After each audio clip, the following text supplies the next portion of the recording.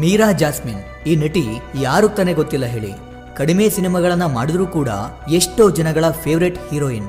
ಆದ್ರೆ ಈ ನಟಿಯ ಬಾಳಲ್ಲಿ ನಡೆದಿದ್ದು ಮಾತ್ರ ಒಂದಾ ಎರಡ. ತನ್ನ ಸ್ವಂತ ಮನೆಯವರ ಮೇಲೇನೆ ಈ ನಟಿ ಕೇಸನ್ನ ಹಾಕ್ತಾರೆ. ಅತಿ ಚಿಕ್ಕ ವಯಸ್ಸಿಗೆನೆ ಮದುವೆ ಆಗ್ತಾರೆ.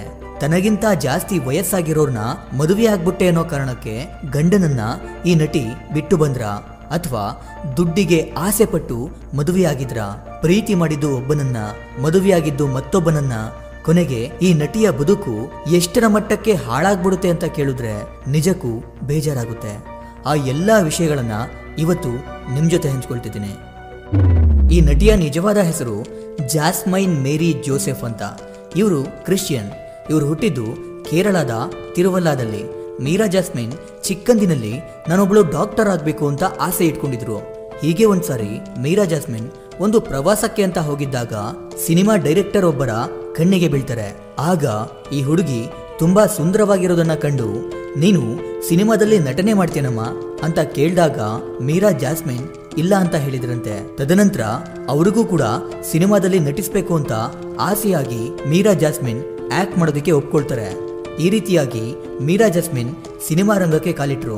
ಅನಂತರ ಅವರು ಅನೇಕ ಸಿನಿಮಾಗಳಲ್ಲಿ ನಟಿಸಿದ್ರು.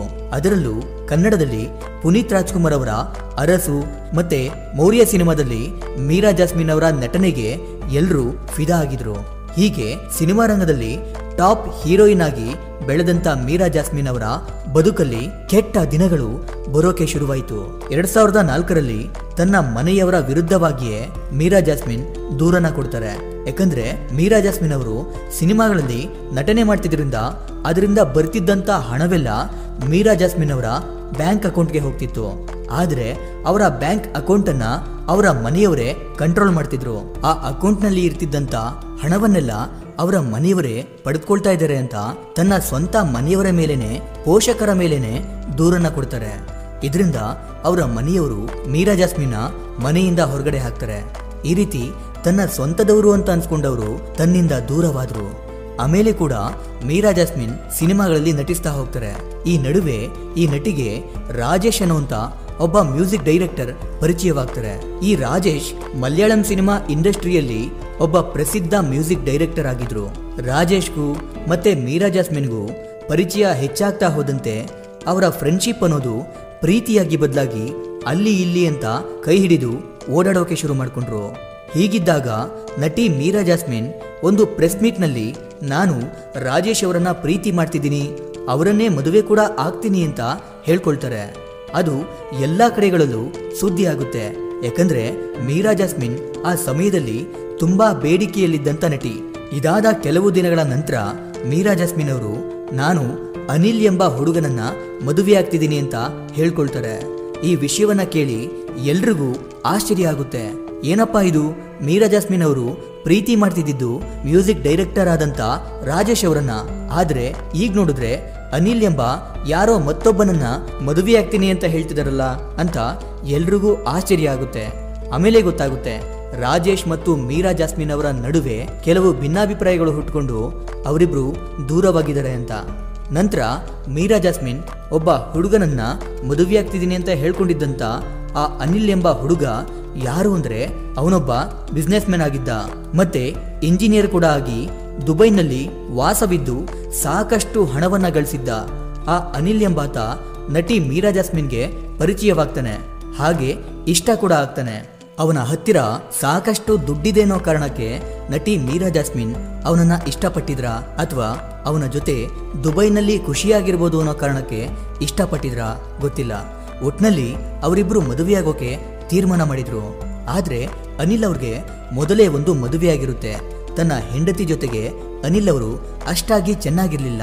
ತನ್ನ ಮೊದಲ ಪತ್ನಿಗೆ ವಿಚ್ಛೇದನವನ್ನ ಕೊಡ್ತೀನಿ ಅಂತ ಹೇಳಿ ಅನಿಲ್ ಮೀರಾ ಜಾಸ್ಮಿನ್ಗೆ ಮನವೊಲಿಸಿದ್ರಂತೆ. ನಂತರ ಕೊನೆಗೂ ಅವರಿಬ್ರು ಮದುವೆಯಾಗೋದಕ್ಕೆ ಮುಂದಾಗ್ತಾರೆ. ಅವರಿಬ್ರು ಮದುವೆಯಾಗುವಂತ ದಿನ ಪೊಲೀಸರ ರಕ್ಷಣೆಯನ್ನ ಪಡ್ಕೊಂಡು ಮದುವೆ ಆಗ್ತಾರೆ. ಯಾಕಂದ್ರೆ ಅನಿಲ್ ಅವ್ರಿಗೆ ಒಂದು ಭಯ ಇರುತ್ತೆ.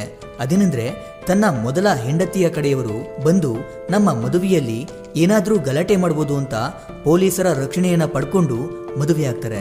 ನಂತರ ಸಿನಿಮಾ ಇಂಡಸ್ಟ್ರಿಗೆ ನಟಿ ಮೀರಾ ಜಾಸ್ಮಿನ್ ಅವರು ಗುಡ್ ಬೈ ಹೇಳಿ ಗಂಡನ ಜೊತೆ ದುಬೈಗೆ ಹೊರಟೋಗ್ತಾರೆ. ದುಬೈಗೆ ಹೋದ್ಮೇಲೆ ಕೆಲ ದಿನಗಳ ಕಾಲ ಅವರಿಬ್ರು ಚೆನ್ನಾಗೇ ಇದ್ರು. ಅನಂತರ ಮೀರಾ ಜಾಸ್ಮಿನ್ ನಾನು ಮತ್ತೆ ಸಿನಿಮಾಗಳಲ್ಲಿ ನಟನೆ ಮಾಡಬೇಕು ಅಂತ ಅನ್ಕೊಂಡಿದ್ದೀನಿ ಅನ್ನುವಂಥ ವಿಷಯವನ್ನ ತನ್ನ ಗಂಡನಿಗೆ ಹೇಳ್ತಾರೆ. ಆದ್ರೆ ಗಂಡನಿಗೆ ಅದು ಇಷ್ಟ ಆಗಲ್ಲ. ಯಾಕಂದ್ರೆ ಮೀರಾ ಜಾಸ್ಮಿನ್ನ ಮದುವೆಯಾಗೋದಕ್ಕಿಂತ ಮುಂಚೆನೆ ನೀನು ನನ್ನನ್ನ ಮದುವೆ ಆದ್ಮೇಲೆ ಸಿನಿಮಾಗಳಲ್ಲಿ ಮತ್ತೆ ನಟಿಸಬಾರ್ದು ಅಂತ ಅನಿಲ್ ಅವರು ಮೀರಾ ಜಾಸ್ಮಿನ್ಗೆ ಷರತ್ತನ್ನ ಹಾಕಿದ್ರಂತೆ. ಅದಕ್ಕೆ ಮೀರಾ ಜಾಸ್ಮಿನ್ ಕೂಡ ಒಪ್ಕೊಂಡಿದ್ರಂತೆ. ಹೀಗಿರುವಾಗ ಮದುವೆ ಆದ್ಮೇಲೆ ಮತ್ತೆ ಸಿನಿಮಾಗಳಲ್ಲಿ ನಟಿಸ್ತೀನಿ ಅಂತ ಹೇಳ್ತಿರೋದು ಅನಿಲ್ ಅವ್ರಿಗೆ ಇಷ್ಟ ಆಗದೆ ಅದಕ್ಕೆ ಅನಿಲ್ ಅವರು ಒಪ್ಕೊಳ್ಳೋದಿಲ್ಲ. ಇದರಿಂದ ಅವರಿಬ್ಬರ ನಡುವೆ ಮನಸ್ತಾಪಗಳು, ಮುನಿಸುಗಳು, ಜಗಳಗಳು ಶುರುವಾಗುತ್ತವೆ. ಅದು ಹಾಗೆ ಮುಂದುವರೆದು ಅನಿಲ್ ಅವರು ತನ್ನ ಮೊದಲ ಪತ್ನಿ ಹತ್ರನೇ ಹೊರಟೋಗ್ತಾರೆ. ಆಗಿನ್ನು ಮೊದಲ ಪತ್ನಿಯಿಂದ ವಿಚ್ಛೇದನವನ್ನ ಪಡ್ಕೊಂಡಿರೋದಿಲ್ಲ. ಅನಿಲ್ ಅವರು ಮೀರಾ ಜಾಸ್ಮಿನ್ಗಿಂತ ತನ್ನ ಮೊದಲ ಪತ್ನಿ ಹತ್ರನೇ ಹೆಚ್ಚಾಗಿ ಇರ್ತಾ ಇದ್ರಂತೆ. ನಟಿ ಮೀರಾ ಜಾಸ್ಮಿನ್ ಜೊತೆಗೆ ಯಾವಾಗ್ಲೂ ಜಗಳ ಮಾಡ್ತಾನೆ ಇದ್ರಂತೆ. ಇದೆಲ್ಲವನ್ನ ಮೀರಾ ಜಾಸ್ಮಿನ್ಗೆ ಸಹಿಸ್ಕೊಳ್ಳೋದಕ್ಕೆ ಆಗ್ಲಿಲ್ಲ. ಇದರಿಂದ ಅವರು ತನ್ನ ಪತಿ ಅನಿಲ್ ಅವರನ್ನ ಬಿಟ್ಟು ಮತ್ತೆ ಭಾರತಕ್ಕೆ ಹಿಂದಿರುಗಿ ಬಂದು ಬಿಡ್ತಾರೆ. ಆಗ ನಟಿ ಮೀರಾ ಜಾಸ್ಮಿನ್ ಅವರ ಪರಿಸ್ಥಿತಿಯನ್ನ ಕಂಡು ತುಂಬಾ ಜನ ಈ ರೀತಿ ಮಾತಾಡ್ಕೊಳ್ತಾರೆ. ಅನಿಲ್ಗೆ ಮೊದಲೇ ಒಂದು ಮದುವೆಯಾಗಿತ್ತು ಅನ್ನೋ ವಿಷಯ ಮೀರಾ ಜಾಸ್ಮಿನ್ಗೆ ಗೊತ್ತಿದ್ರೂ ಕೂಡ ಯಾಕೆ ಅವನನ್ನ ಮದುವೆ ಆಗ್ಬೇಕಿತ್ತು? ಮೀರಾ ಜಾಸ್ಮಿನ್ ಒಬ್ಬಳು ಫೇಮಸ್ ನಟಿ ಆಗಿದ್ರಿಂದ ಎಂತ ಹುಡುಗನನ್ನ ಬೇಕಾದ್ರೂ ಮದುವೆಯಾಗ್ಬೋದಿತ್ತು. ಆದ್ರೂ ಮೊದಲೇ ಒಂದು ಮದುವೆಯಾಗಿದ್ದ ಅನಿಲ್ನ ಮದುವೆಯಾಗಿದ್ದು ಮೀರಾ ಜಾಸ್ಮಿನ್ ಮಾಡಿದಂತ ಒಂದು ಅತಿ ದೊಡ್ಡ ತಪ್ಪು ಅಂತ ಮಾತಾಡ್ಕೊಳ್ತಾರೆ. ಇದೆಲ್ಲ ಗೊತ್ತಿದ್ರೂ ಕೂಡ ನಟಿ ಮೀರಾ ಜಾಸ್ಮಿನ್ ಅವರ ಮನೆಯವರು ಮತ್ತೆ ಅವರನ್ನ ಮನೆಗೆ ಸೇರಿಸೋದಿಲ್ಲ. ಸಿನಿಮಾಗಳಲ್ಲೂ ಕೂಡ ಅವಕಾಶಗಳು ಕಡಿಮೆ ಇರುತ್ತೆ. ಹೀಗಾಗಿ ಒಬ್ಬಂಟಿಯಾಗಿನೇ ಜೀವನ ಮಾಡಬೇಕಿರುತ್ತೆ. ಒಂದ್ ಕಡೆ ತಾನು ಮೊದಲು ಪ್ರೀತಿ ಮಾಡಿದಂತ ಹುಡುಗನನ್ನ ಕಳ್ಕೊಳ್ತಾರೆ. ಅನಂತರ ಮದುವೆಯಾದಂತ ಗಂಡನೂ ಕೂಡ ದೂರವಾಗ್ತಾನೆ. ಈ ನೋವನ್ನ ಮನೆಯವರ ಹತ್ರನಾದ್ರೂ ಹೇಳ್ಕೊಳ್ಳೋಣ ಅಂದ್ರೆ ಮೀರಾ ಜಾಸ್ಮಿನ್ ಅವರ ಮನೆಯವರು ಕೂಡ ಅವರನ್ನ ದೂರ ಮಾಡಿದ್ರು. ಮತ್ತೊಂದ್ ಕಡೆ ತುಂಬಾ ನಂಬಿಕೆ ಇಟ್ಟಿದ್ದಂತ ಸಿನಿಮಾ ರಂಗದಲ್ಲೂ ಕೂಡ ಅವಕಾಶಗಳು ಪೂರ್ತಿಯಾಗಿ ಕಡಿಮೆಯಾಗೋಯ್ತು. ಇದರಿಂದ ಮೀರಾ ಜಾಸ್ಮಿನ್ ಕುಗ್ಗಿ ಹೋಗ್ತಾರೆ. ಸಿನಿಮಾ ರಂಗದಿಂದ ಸಂಪೂರ್ಣವಾಗಿ ದೂರ ಉಳ್ಕೊಂಡು ಕಣ್ಮರೆ ಆಗ್ತಾರೆ. ಅನಂತರ ಹೀಗೆ ಒಂದ್ಸಾರಿ ನಟಿ ಮೀರಾ ಜಾಸ್ಮಿನ್ ಅವರು ಕೇರಳದ ರಾಜರಾಜೇಶ್ವರಿ ಎಂಬ ದೇವಸ್ಥಾನಕ್ಕೆ ಹೋಗಿ ಪೂಜೆಯನ್ನ ಸಲ್ಲಿಸ್ತಾರೆ. ಆದ್ರೆ ಇದಕ್ಕೆ ವಿರೋಧಗಳು ಕೂಡ ಕೇಳಿ ಬರುತ್ತವೆ. ಯಾಕಂದ್ರೆ ಆ ದೇವಸ್ಥಾನಕ್ಕೆ ಹಿಂದೂಗಳು ಮಾತ್ರ ಹೋಗ್ಬೇಕಿರುತ್ತೆ, ಬೇರೆ ಧರ್ಮದವರಿಗೆ ಪ್ರವೇಶ ಇರೋದಿಲ್ಲ. ಆದ್ರೆ ಮೀರಾ ಜಾಸ್ಮಿನ್ ಕ್ರಿಶ್ಚಿಯನ್ ಆಗಿದ್ರಿಂದ ಅವ್ರಿಗೆ ವಿರೋಧ ಮಾಡ್ತಾರೆ. ಅದು ಅಷ್ಟಕ್ಕೆ ನಿಲ್ಲದೆ ಆ ದೇವಸ್ಥಾನದ ಮುಖ್ಯಸ್ಥರುಗಳು ಆ ದೇವಸ್ಥಾನವನ್ನ ಶುದ್ಧಗೊಳಿಸೋದಕ್ಕೆ ಅಂತ ಹೇಳಿ ಮೀರಾ ಜಾಸ್ಮಿನಿಂದ ಸುಮಾರು 10,000 ಹಣವನ್ನ ದಂಡವನ್ನಾಗಿ ಕಟ್ಟಿಸ್ಕೊಳ್ತಾರೆ. ನೋಡುದ್ರಲ್ಲ, ಕಡಿಮೆ ಸಿನಿಮಾಗಳನ್ನ ಮಾಡಿದ್ರೂ ಕೂಡ ತುಂಬಾ ಬೇಗನೆ ಪ್ರಖ್ಯಾತಿಯನ್ನ ಪಡ್ಕೊಂಡು ಅತಿ ಬೇಗನೆ ದೊಡ್ಡ ನಟಿಯಾಗಿ ಬೆಳೆದಂತ ಮೀರಾ ಜಾಸ್ಮಿನ್ ಅವರ ಬದುಕಿನಲ್ಲಿ ಅಷ್ಟೇ ಬೇಗನೆ ಎಂತೆಂಥ ಕೆಟ್ಟ ಘಟನೆಗಳು ನಡೆದು ಹೋದವು ಅಂತ. ಅವರ ಬದುಕಿನಲ್ಲಿ ಇದೆಲ್ಲವೂ ನಡೆಯುವುದಕ್ಕೆ ಒಂದು ರೀತಿಯಲ್ಲಿ ಅವರು ತೆಗೆದುಕೊಂಡಂತ ತಪ್ಪು ನಿರ್ಧಾರಗಳೇ ಕಾರಣವಾದ್ವಾ? ಕಮೆಂಟ್ ಮಾಡಿ ತಿಳಿಸಿ. ಹಾಗೆ ನಿಮ್ಮಲ್ಲಿ ಯಾರೆಲ್ಲ ಅರಸು ಮತ್ತೆ ಮೌರ್ಯ ಸಿನಿಮಾವನ್ನ ನೋಡಿದಿರಾ ಅದನ್ನು ಕೂಡ ಕಮೆಂಟ್ ಮಾಡಿ ತಿಳಿಸಿ. ಇದಿಷ್ಟು ಇವತ್ತಿನ ವಿಡಿಯೋ.